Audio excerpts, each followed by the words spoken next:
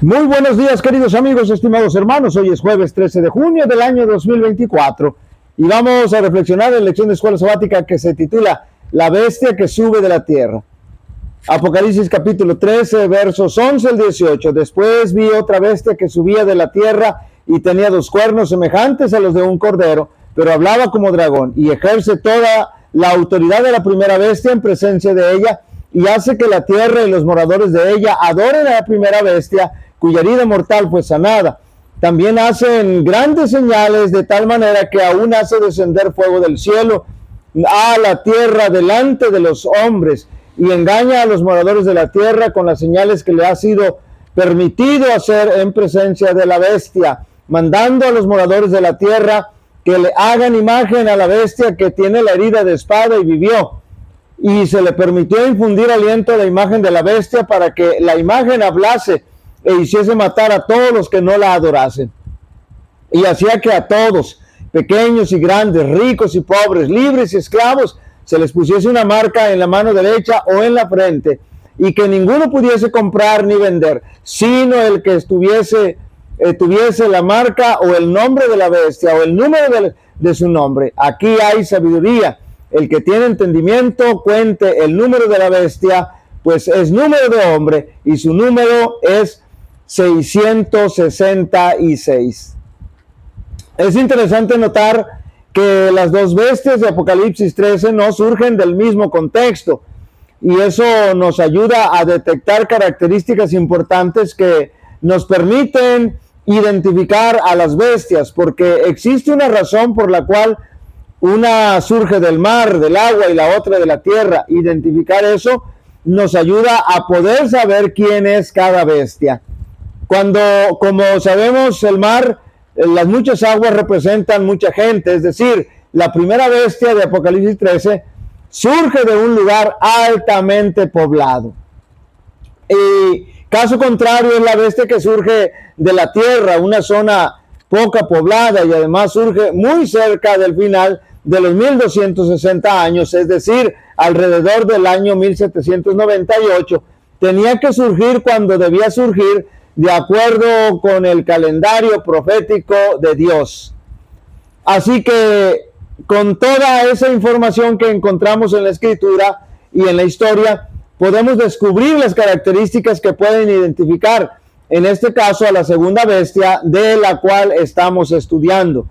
Así que como la segunda bestia de Apocalipsis 13 se trata de los Estados Unidos de Norteamérica, es interesante notar ciertos detalles de esta segunda bestia, porque tenía dos cuernos semejantes a los de un cordero, pero hablaba como dragón. Ustedes saben que los cuernos simbolizan poder, y como no tiene corona, no es una monarquía, pero esos dos cuernos simbolizan dos principios sobre los cuales fue establecida esa nación: libertad política y libertad religiosa, es decir, libertad de conciencia. Finalmente, esta bestia con cuernos y con una apariencia mansa va a hablar como dragón, y con ello va a violar los dos principios antes mencionados y simbolizados por los dos cuernos, y va a obligar a las personas a que adoren a la primera bestia, y eso finalmente sucederá cuando se unan la iglesia y el Estado. ¿Cuál iglesia? La iglesia romana. ¿Cuál Estado o gobierno? Los Estados Unidos de Norteamérica. Todo eso será legal, será oficial, será una ley. Todo saldrá del Congreso Legislativo, y entonces ahora sí se va a poder legislar en materia de religión, y esas leyes irán en contra de los fieles y a favor de la primera bestia en Apocalipsis 13. Hoy día a nadie le cabe duda de que la segunda bestia de Apocalipsis 13 sean los Estados Unidos de Norteamérica, porque en sus inicios ninguno pensaría que se llegaría a convertir en la primera potencia mundial. Al acercarnos al fin de la historia de este mundo, las profecías que se relacionan con los últimos días exigen específicamente nuestro estudio. El último libro del Nuevo Testamento, es decir, el Apocalipsis, está lleno de verdades que necesitamos entender, comprender. Satanás ha cegado las mentes de muchos, de manera que aceptan con gozo cualquier excusa para no hacer del libro de Apocalipsis un tema de estudio. Algunos hermanos que dicen, yo le tengo miedo al Apocalipsis. Esa es una idea satánica que el enemigo les ha metido en la cabeza. Pero Cristo, por medio de su siervo Juan, ha declarado aquí lo que será en los últimos días, note bien, y él dice, bienaventurado el que lee y los que oyen las palabras de esta profecía y guardan las cosas en ellas escritas. Si nuestros hermanos estuvieran, note bien, despiertos, aunque fuera a medias, si se dieran cuenta de la cercanía de los sucesos descritos en Apocalipsis, se realizaría una reforma en nuestra iglesia, es decir, habría cambios contundentes y muchos más creerían el mensaje. No tenemos tiempo que perder. Dios nos pide que velemos por las almas como quienes han de dar cuenta. Presentad nuevos principios y acumulad la clara verdad. Ella será como espada de doble filo, pero no os manifestéis demasiado dispuestos a asumir una actitud polémica. Hay ocasiones en que hemos de quedar quietos para ver la salvación de Dios. Dejad que hablen Daniel y el Apocalipsis, note bien, y que digan cuál es la verdad. Pero sea cual fuere el aspecto del tema que se presente, ensalzad a Jesús como el centro de toda esperanza, la raíz y el linaje de David, la estrella resplandeciente de la mañana. Para que los Estados Unidos formen una imagen de la bestia, el poder religioso debe determinar de tal manera al gobierno, el poder religioso debe dominar de tal manera al poder civil que la autoridad del Estado sea empleada también por la iglesia para cumplir sus fines. Y ahí está la sanidad de la herida mortal. Cuando esto suceda, entonces la herida mortal habrá quedado sanada. El que tiene oído, entienda.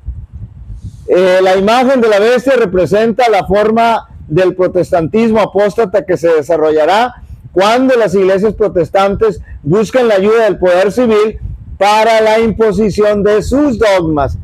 Si bien la iglesia del Estado se unirán para obligar a todos, pequeños y grandes, así como pobres y a ricos, libres como esclavos, a que tengan la marca de la bestia, el pueblo de Dios no la tendrá. El profeta de Patmos, es decir, Juan, vio que los que habían salido victoriosos de la prueba de la bestia y de su imagen y del número de su nombre, estaban sobre aquel mar de vidrio, teniendo arpas de oro y cantaban el cántico de Moisés y del Cordero. Hasta ahora se ha solido considerar que a los predicadores de las verdades del mensaje del tercer ángel como meros alarmistas.